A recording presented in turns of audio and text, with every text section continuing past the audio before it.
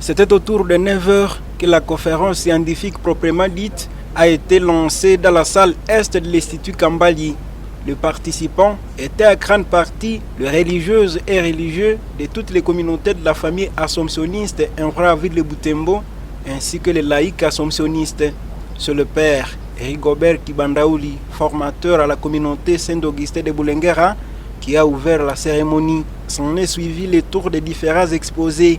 Le premier intervenant a exposé sur la réexpression du charisme de l'Assomption face à la crise sécuritaire à RDC. Le frère Pascal Maliati a fait savoir que le père Emmanuel Dalzon a fondé la congrégation des Assomptionnistes en période de crise politique française.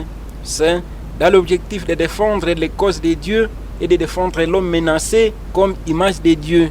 À nos jours, ce conférencier a ainsi recommandé les religieux, les religieuses et les laïcs membres de la grande famille assomptionniste de faire autant à l'exemple du fondateur Emmanuel Dalzon. Ainsi, il faut parler, dénoncer et agir en faveur de la vie de chaque être humain. Nous devons nous garder de céder au défaitisme et au fatalisme qui tuent notre société. Après lui, s'en est suivi l'exposé du frère Honoré Kilumbi. Celui-ci a développé le thème intitulé « Les goûts communs pour le règne dans la famille assomptionniste ». Ce religieux de L3 philosophie à l'université de l'Assomption au Congo a montré que l'Assomption vise avant tout la vie communautaire suivant la règle de Saint-Augustin. L'Église, tout comme l'Assomption, s'est évertuée d'être dans une histoire pour faire une histoire. Ainsi, dans ce contexte, la famille de l'Assomption est née. Cette dernière est considérée aujourd'hui comme un grand arbre né du zèle brillant des différents fondateurs pour l'avènement du royaume. Le troisième intervenant a partagé sur la marche avec les laïcs au XXIe siècle l'Assomption, une famille élargie. Le frère Potion a expliqué que le père Emmanuel Dalzon, fondateur des Assomptionnistes, a promis depuis le début la mission partagée avec les laïcs et qui a voulu donner à la famille assomptionniste un esprit de liberté dans le respect mutuel de la vocation spécifique des laïcs et religieux en se préoccupant de laisser un espace propre à chacun.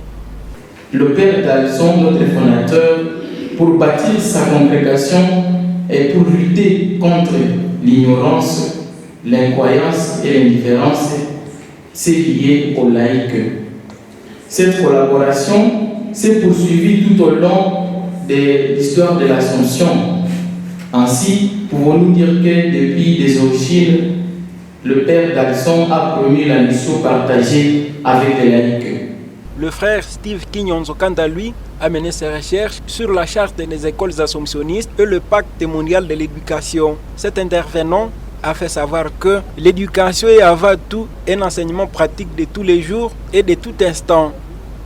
Dans notre problématique, aujourd'hui, plus qu'hier, l'initiative des écoles assomptionnistes prend l'élan de contribuer à augmenter les motivations de la jeunesse et affermir le peuple de Dieu dans les contextes actuels.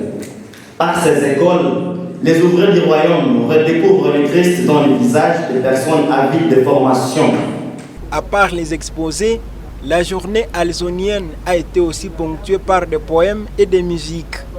Le père provincial des Augustins de l'Assomption à Province d'Afrique, qui a pris part à cette activité, a à son tour remercié les organisateurs et tous les intervenants qui se sont impliqués pour donner une couleur à la journée alzonienne.